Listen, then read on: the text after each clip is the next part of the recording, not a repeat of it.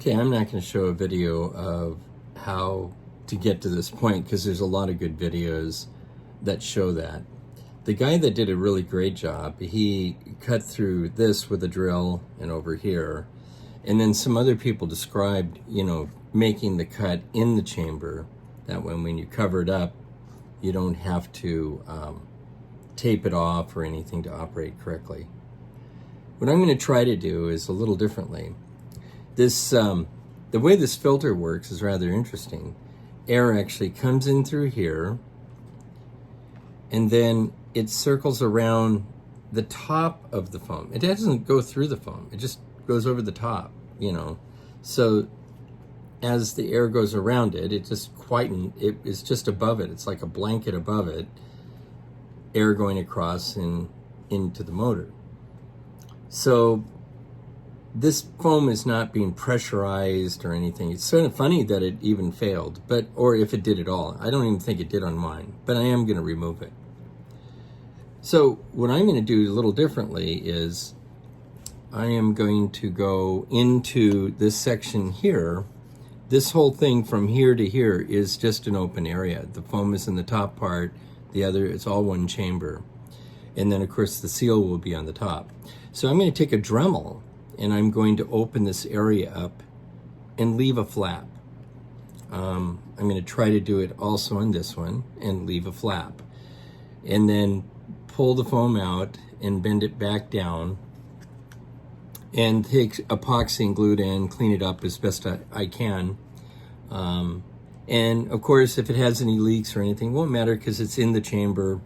Air will go through here and might come through this whole area, or might go all the way around like it's supposed to through here. But really, I can't understand why it would matter, because the whole point of this traveling air around into it here was just to quiet the sound. So what they made here is a muffler. I mean, the air could just come directly up into the motor from the base. There could be a hole at the bottom. I'm not suggesting that.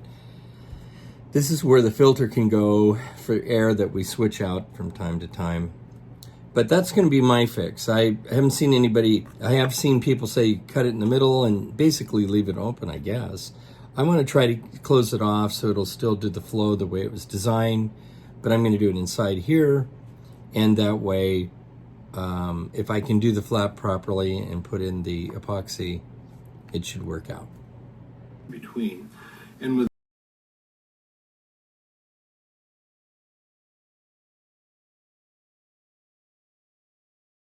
I'm going to just show you guys what I'm doing.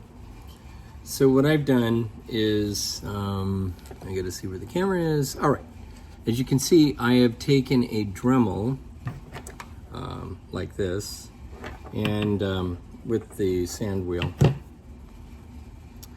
and I have cut a piece across here in kind of a V shape of this. My intention, we'll see if it works, is to flip this back and then fish out the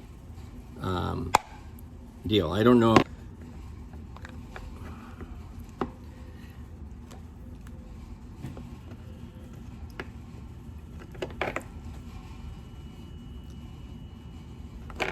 Good. All right.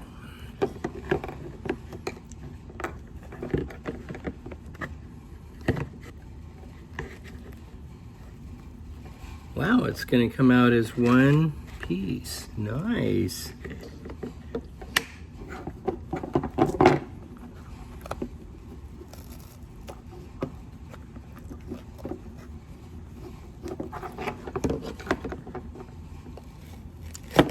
As you can see, it's coming out, and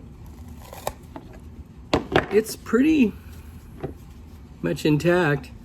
I don't even see any breakdown on the sides, but be that what it may. So now that that's done, you're gonna see, I gotta make sure you see it. See how this is out? Well, I will be just pushing this in and then using an epoxy and clearly getting it done. Now I'm gonna do the other side. and then clean it and wash it so that there aren't any particulates.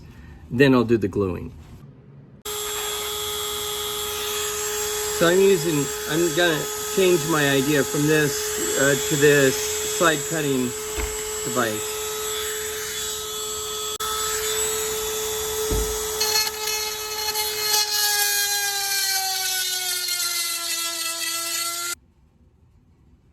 So no, I don't like it as well. I like the wheel better.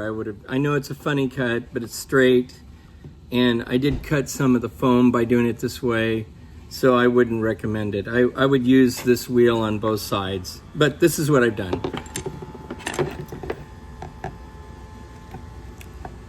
Same thing, flip it back.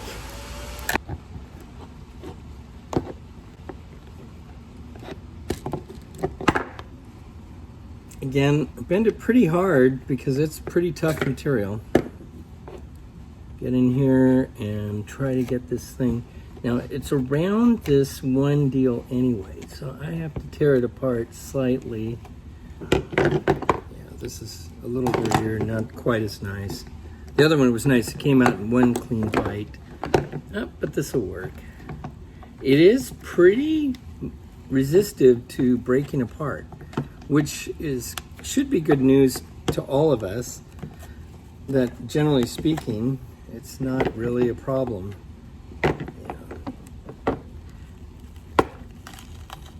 To give you an idea, look how hard I'm pulling that, and it's staying together. That is a good sign. All right. So another concern I have is, if you can see that, when you cut this, and you cut in here, and the same thing goes on the one that I think I did a better job, where it's straight cuts, there can be little hairs and pieces of this plastic. So I'm going to take some care to make sure there is epoxy kind of inside to kind of capture and encapsulate any loose pieces that might be there. I've spent a little time using an X-Acto knife and the Dremel to try to clean up any fragments of plastic in here. Well, I'm about ready to put it together. As you can see, I've epoxied the two. This was a much better way of doing it. This was a lot more work, and I would never recommend it. I'd use the cutter like I did and bend it down. This cut too large of a hole, and I had to put layers of epoxy. But as you can see, it all fits in, and I will be putting it back together. Okay, I just wanted to kind of close out the video. I've actually used it. It seems to work very fine. I'm going to start it.